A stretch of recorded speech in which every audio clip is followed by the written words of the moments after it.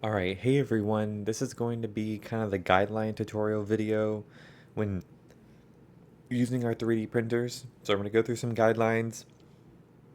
Some things our tutorial videos already cover, some things are not covered in our tutorials, but we're going to go through all of them. So for the first guideline is that, this is kind of obvious, if you don't know how to use our 3D printers, please go back and watch all of those tutorials. They usually just give you the basic fundamentals on how to be successful. You don't need to know too much besides the things in those tutorial videos, in our opinion. Now, let's say you had a question that the tutorial videos did not answer. If you have a very niche and specific question, you can go into our Makerspace Discord where our QR code is provided on the screen, go into the 3D printing channel, and then ask your question. And usually someone will get back to you about feedback, about help, and any sort of thing. Okay. Now we're going to move onto the second guideline. We already covered this in the video, but I just really want to make sure that this is kind of locked in, is that if your infill density is going beyond 25%, it's a no-go. It's not good. Unless you want to give your print or object a lot more weight, then that would make sense to increase your infill density. But if you want it to be stronger, that comes down to how many wall loops you're going to use. So we went over in that past tutorial about the strength of your printed object and why increasing the wall loops makes something stronger. But we also made the point that increasing your infill density doesn't make it stronger. In fact, it just makes it heavier. So those are just things to keep accounted for moving forward. Again, if you have any questions about the strength or the wall loops or the infill density, you can always go back into that 3D printing channel and ask a question. All right, for guideline 4, there is a video a tutorial that we did do about this, but this is kind of important for any 3D printers that you're going to deal with, is that making sure that you have enough filament. The great thing about most slicers is that they tell you how much filament you're going to need. And sometimes PLA filament brands uh, and their spools can tell you how many grams of filament there are left. Sometimes they don't.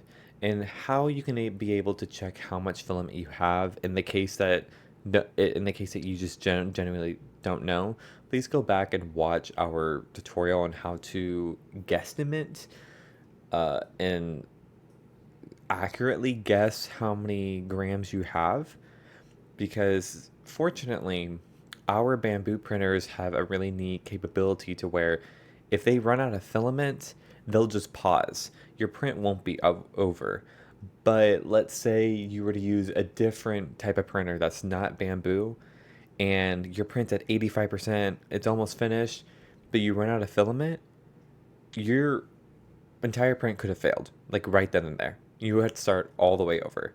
Now, this wouldn't be bad if it was like a 5 minute print, but this was like a 12-hour print. Yeah, that'd be bad. So, always just make sure you have enough filament. Keep it in mind. If you have a full spool and it only requires 10 grams, I you can say that you have enough, but just going forward, just make sure you do have enough. And again, if you have any questions about how to check for it accurately, you can always go to our Discord, ask how do I do this, and someone will always get back to you. All right, moving on to the fifth guideline is our printers are able to print for a very long time. So like 8 hours, 10 hours, that type of thing. On Bamboo's website, it states that they can print for much longer times, and that's great. But our printers are constantly being used, meaning that once a print is done, usually within a couple of hours, that printer will be printing once more. This kind of differs from what the Bamboo website is saying, is because it's expecting that only one person is using a printer. And so then it's able to print for very long times, as long as it's not printing prints that take a long time. But for us, usually our printers are always going off. They're always working, they're always running. So what we ask is that if your printer or if your print is going to take a long time, we ask that, can you change that in any way? Can you orient it in a different way? Could you split up the print? For instance, if you're trying to build 4 cubes for some reason and they're really large, we ask that, hey, maybe for each print, you divvy up those cubes into 4 separate prints. So it kind of gives the bamboo printer to slow down, kind of gives it some time to rest so it's not always stressing. It's like that type of thing. But if you truly can't orient it or you can't split it up and it's going to take like 13 hours, we'll be chill with it. But again, this is just a guideline. Just kind of look out for that. Try and keep that in the back of your head, that type of thing. All right, moving on to guideline 6 is we did not go over this at all in any of the tutorial videos. And the reason is just because we trust what the bamboo creators had intended for speed. The bamboo printers already print very fast, but if you want to make your print go super fast because you're late on delivering a project and you need it immediately, you're going to have to go use another printer. You cannot use a different speed settings on our bamboo printers. We, on the Makerspace side, haven't had enough information about how to accurately change the speed to a point where it is more faster, but we worry that it being more faster means that it's more probable to fail when it's printing your print. It's that type of thing. We just don't know the accurate numbers to make it go faster while also preventing any failures. Overall, don't change the speed. Just keep that in the back of your mind like everything else. Don't touch it. It's perfect at the way it is. All right. For guideline 7, we definitely did go over this. Is that even in prints that you don't think need supports, always enable supports. And for the type, always do tree auto for every single one. It will help you always in the long run, because let's say you had a print that, again, doesn't look like they need supports. But if you print without them, or you print with your own homemade ones, and it gets botched halfway through and you're not there and no one else is there to stop the print, it could damage the printer, and it's just a waste of time for you because your print's failing. It's a whole bottle of that thing. So we always ask, just use enable supports in the type of tree auto. Right, moving on to guideline 8. These are kind of recommendations for some filaments that we like that our bamboo printers use. So for instance, for the 3 brands that we're most familiar with, it's going to be Inland, Polymaker, and Creality. You can buy 2 of them on Amazon and 1 at the Micro Center, which is around like 10 minutes away from campus. These are ones that we trust. These are ones that haven't been mean to us. We like them. And when we say the types, we mean like PLA or PLA plus. PLA plus is PLA prime, and these are just types of filament. So there's lots of types. There's ABS, there's PETG, there's TPU, there's ASA, there's a whole bunch of other ones.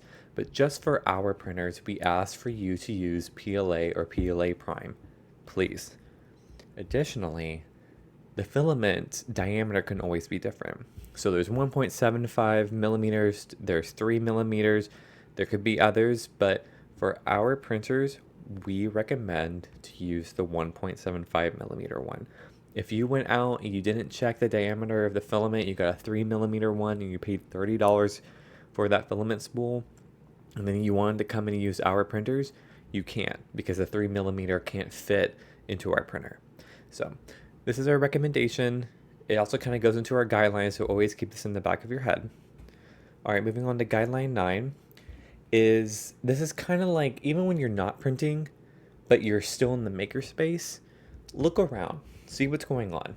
If you hear bad noises from a printer, such as something scraping the bed, or you see like spaghettification happening in the top right corner, or in the bottom right corner you see tangled up spools, that's not good. You have to stop the print. Please stop the print for us. You will not be in trouble. If someone gets mad at you and they try to get you in trouble, we will be on your side. We truly promise you.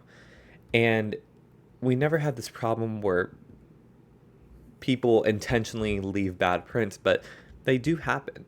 So for instance, on the left side, on the most left photo with like that light blue where like it looks like it's just scratching the surface and looks like it's not even sticking to the bed, that print has failed. And if we hadn't stopped it right then and there, it would have just kept printing and it wouldn't know when to stop, and it would probably damage our printer, damage our bed, and just ruin a lot of filament.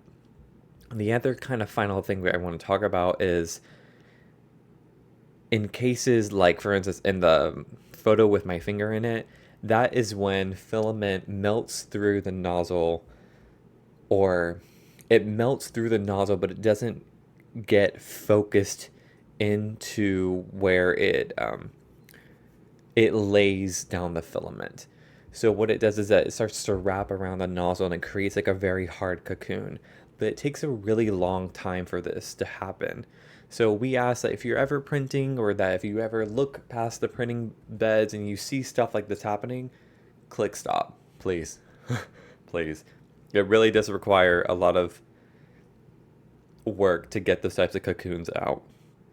Take it from me, please. But overall, this guideline is just saying is that if you hear something bad, if you see something bad, just stop the print. Just stop the print. Text the person what happened. Tell them that they're going to have to redo it again. And then if they're having trouble, ask in the Discord always. Now, for the last thing, this isn't a guideline, but these are just some notes, is that everyone in the Makerspace officers, we were all beginners at one point, and 3D printing is scary. And that even after the tutorial videos that we have uploaded, if you still don't understand, please reach out truly in the Discord channel and just ask questions. Even if they seem very beginner questions, that's okay. Truly, that's okay. We won't be mean. We will be very happy that you're asking questions. Additionally, if you ever try to abuse the printers or do something bad, like printing something vulgar or something that, or just not really caring, like for instance, not including supports on a print that really needs supports, the privilege of having those printers and being able to print with them can be taken away. They're not a right. And so we ask that you follow all these guidelines, you watch all these tutorials, you ask questions if you have questions in order to be able to use these printers. Now, additionally, is that we love providing the service. So if anything does happen to these printers, that means that other people who want to use them and who have knowledge with them and have project deadlines coming up and those printers go bad, that means that everyone's projects are delayed. So it's always good to have a big community involvement just to make sure that they're working properly, to make sure that everyone's printing correctly, and so on. Now again, there's a QR code for our Makerspace Discord. If you have any questions, you can talk about them in our general chat. If you have any questions about 3D printing specifically, you can always ask about them in our 3D printing channel.